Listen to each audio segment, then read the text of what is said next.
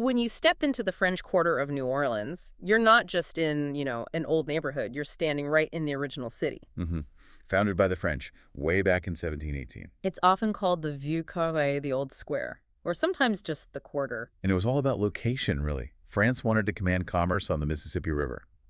That was the key. It's pretty remarkable, though. It went from French to Spanish rule, then part of the U.S. with the Louisiana Purchase. Right. But the architecture we see now, mostly late 18th, early 19th century. Exactly. Shaped by all those different periods. So that's what we're exploring today. It's history, the buildings, the whole vibrant scene.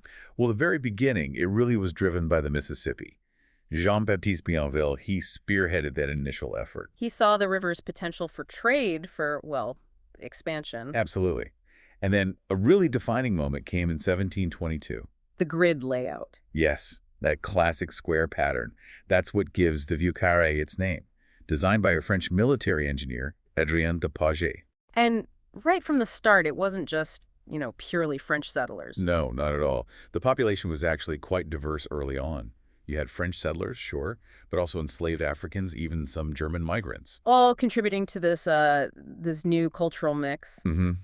Then came a big shift in 1762. The French and Indian War ended, and France handed Louisiana over to Spain. Which is fascinating, because even with Spain in charge, those French cultural roots, they really held on. They really did, especially among the Creole population. And, under Spanish rule, the city actually grew. It prospered. But then came disaster, the fires. Oh, yes.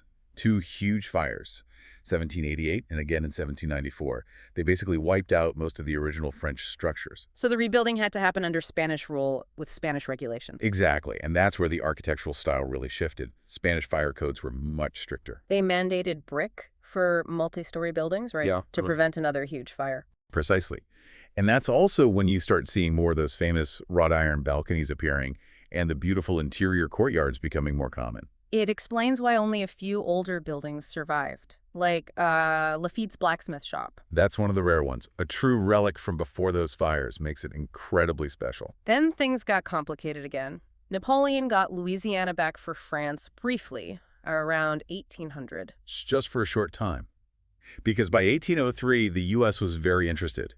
Thomas Jefferson saw how vital controlling the Mississippi was for America's westward growth. Leading to the Louisiana Purchase. Suddenly, New Orleans was American territory. A massive change in governance. But again, even with the U.S. in charge, that French cultural influence, it stuck around, especially with the Creoles. Definitely. Those people born in Louisiana, often with French or Spanish heritage, their language, their customs, their whole social structure kept that distinct European feel for a long time.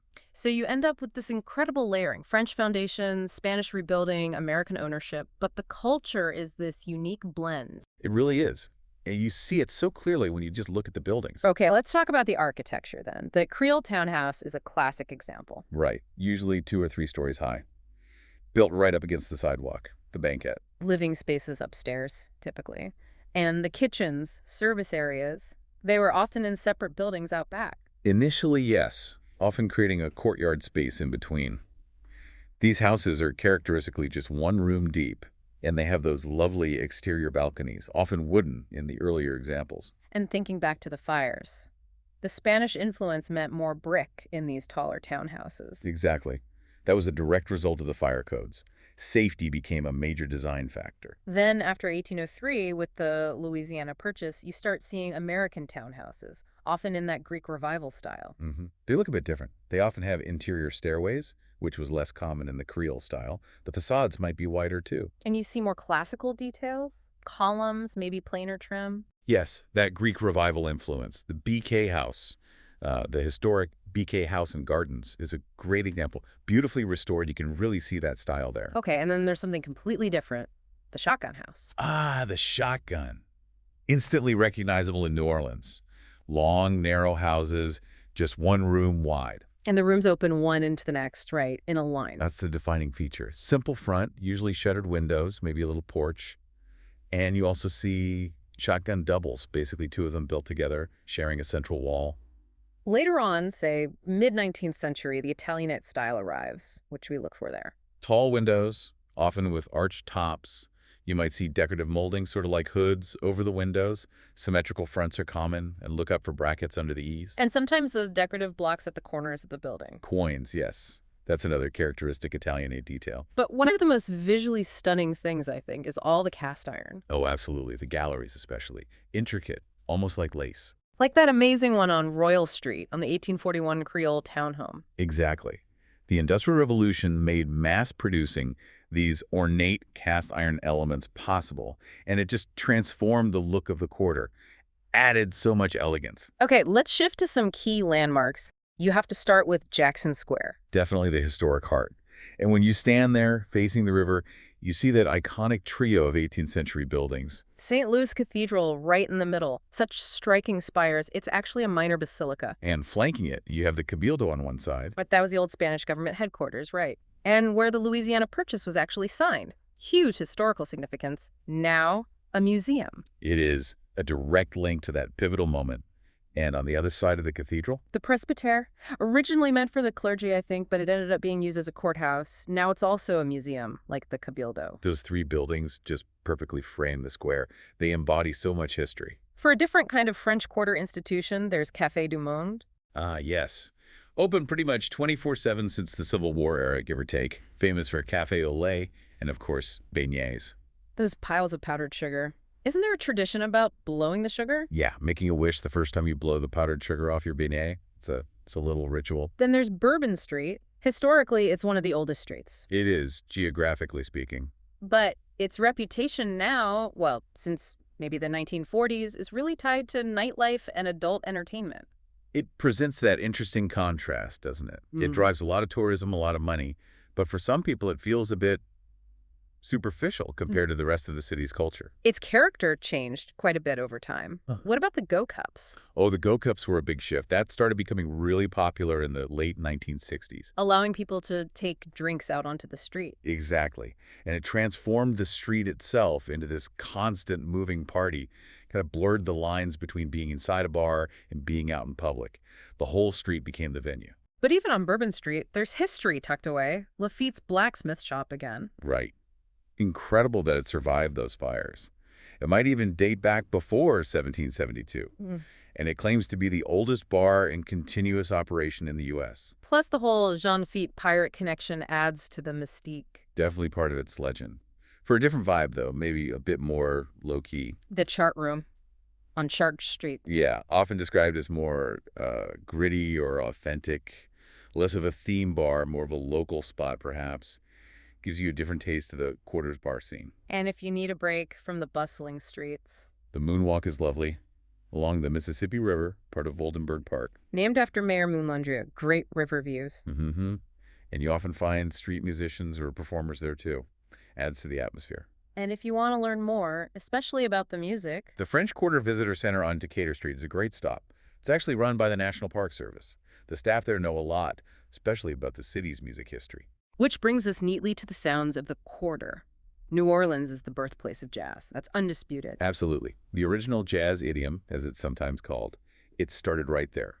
Late 19th, early 20th century. Early bands played on river boats in places like the Pythian Temple Roof Garden. Those were the formative years. You had giants like King Oliver, Louis Armstrong developing their sound. And this is where improvisation really took off, and solos within the band. Exactly. That was a key development.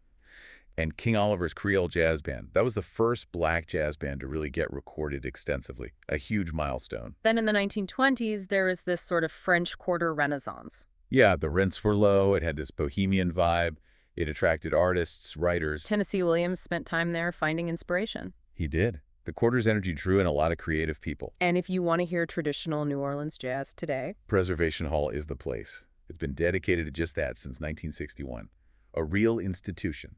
But really, live music is everywhere, isn't it? Spilling out of clubs, musicians playing right in Jackson Square. Oh yeah, the music is absolutely alive on the streets. Now, it hasn't all been easy for the Quarter. Flooding has been a persistent issue. It has. And interestingly, it's not the whole Quarter equally. The upriver, lakeside corner tends to be lower, more vulnerable. Why is that? It's basically geology. Over millennia, that area received less sediment deposition from the river, compared to the parts closer to the main channel, so it's naturally lower ground. Which means it's flooded repeatedly over the centuries, even before Hurricane Katrina. Yes, there was a major levee break, a crevasse, back in 1849 that flooded parts of the quarter pretty badly. A pattern sadly repeated during Katrina in 2005 when the levees failed. That caused catastrophic flooding across the city, including sections of the quarter. Right. That vulnerability really highlights why preservation became so important. The Vieux-Carré Commission, established back in 1925. Yes, though it didn't get real regulatory power until the 1940s. It was a grassroots effort initially. People like Elizabeth Werlein, William Ratcliffe, they fought to protect the quarter's unique character from being lost to development. And that tension still exists, doesn't it, between preserving the history and allowing for new development? It does. For instance, there was a significant move in 1969 to ban new hotel construction within the quarter's boundaries. That reflects the ongoing commitment to maintaining its historic feel and scale. So looking at the French Quarter today, it's still incredibly vibrant, a huge draw for visitors. Absolutely. It manages to balance that historic charm with modern entertainment in a really unique way. Walking those streets, you really feel immersed in layers of history. French, Spanish, American influences, all mixed together. It's a powerful experience. Now, it's important to be aware, like any busy urban area, New Orleans has crime. Sure. But the areas most visitors stick to, including the French Quarter, are generally considered safe if you use common sense, take standard precautions. So as we wrap up thinking about the French Quarter, it's clearly so much more than just, well, an old part of town. Oh, definitely. It's a living place. Centuries of history, this amazing fusion of cultures, plus all the music, the architecture, the energy. It really is a testament to resilience, isn't it? It makes you think, doesn't it? Yeah. How does a place carry such a complex past, face all these modern pressures, but still hold on to such a distinct, powerful identity? Yeah. It really shows how the past isn't just history, it's actively shaping the present, right there in the streets, in the music, in the very feel of the place. Something to consider how that legacy continues to evolve.